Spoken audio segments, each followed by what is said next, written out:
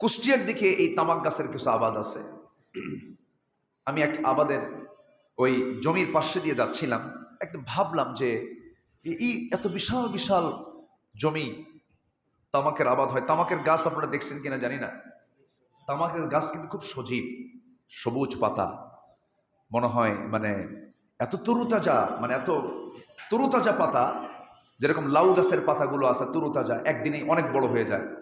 তো এই তামাকের পাতাটা খুবই তরুতাজা এবং সজীব, একদম মানে কি সবুজ, মানে কোনো ওর মধ্যে কোনো ভেজাল ভুজাল নাই, এরকম মনে হয়, খুব সজীব পাতা।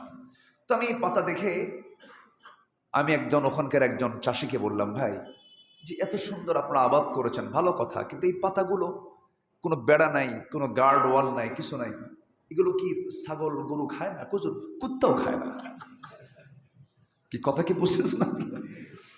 এই কুত্তাও খায় না, মানে ছাগল গরু বোঝে যে এটার ক্ষতিকর দিকটা কি, ছাগলও বোঝে, গরুও বোঝে, কিন্তু কে বোঝে না? কে বোঝে না বলেন?